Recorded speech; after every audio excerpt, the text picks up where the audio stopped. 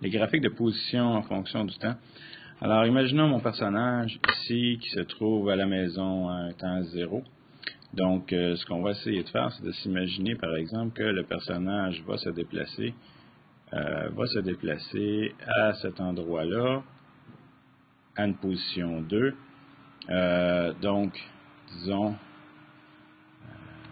en 3 secondes. Alors, pour s'en aller là, ça lui prend 3 secondes.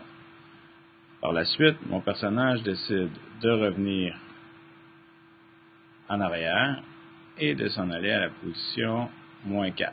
Imaginons que ça va lui prendre 10 secondes. Donc, mon personnage va partir donc, de cette position-là ici et se diriger et s'en venir ici à cette position-là. Pour terminer, il va s'en aller ici et il va marcher, donc, imaginons, à une vitesse quelconque et il va s'en aller ici, donc, en 15 secondes. Alors, voilà les déplacements qui ont été effectués. Maintenant, si on veut essayer de voir en fonction du temps le graphique, qu'est-ce que ça va donner, ce qu'on peut faire, c'est de prendre finalement un peu tout ça. Si je prends tout ça, je vais les regrouper. Je regroupe mon graphique ici. Et ce que je peux faire, c'est tourner. Oups, il y en a deux qui ne suivent pas.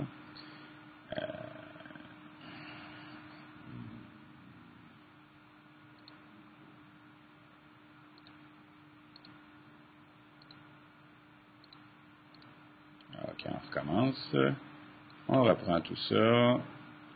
On regroupe tout ça ensemble. OK, et là, ce que je vais faire, c'est que je vais essayer de pivoter un peu tout le monde sur l'axe des Y, parce que je veux ce graphique-là de la position en fonction du temps. Donc, ce qu'on va faire, c'est qu'on va mettre notre position X, comme ça ici, et on va se tracer un axe concernant le temps. Donc, ici, on va y aller avec un axe qui va s'appeler le temps, qui lui va être évidemment en secondes. Alors, ce que j'ai besoin sur ce graphique-là ici, c'est donc différentes positions. Donc, on a dit on avait 3, 10 et 15 en quelque part. Donc, on a un 3 secondes ici. Imaginons un 10 ici et imaginons un 15 quelque part ici. Donc, si on y va, on aura donc ici un temps 3 secondes. On va avoir, attention, c'est 10 secondes de plus. Donc, ça va être 13. Et là, ici, ce qui ne marche pas, 15, on va le mettre beaucoup plus loin. On va aller un petit peu plus loin. Et s'il marche pendant 15 secondes, donc on sera à 28. Donc, 28 secondes, ici. Et là, on est en train de rechercher à faire un peu ce graphique-là ici. Alors, à un temps 0, mon personnage était ici à une position 0. Ce qu'on dit, c'est que pour atteindre la position 2 ici, mon personnage aura donc pris 3 secondes. Et il sera donc rendu ici. Donc, c'est déplacé comme ceci. Ensuite, ce qu'on nous dit, c'est que ça va lui avoir pris 10 secondes pour s'en venir à une position moins 4. Donc, 10 secondes plus tard, donc à 13 secondes ici, mon personnage sera donc à une position moins 4. Donc, une droite, comme ça ici. Et ensuite, un 15 secondes pour s'en venir à la position ici.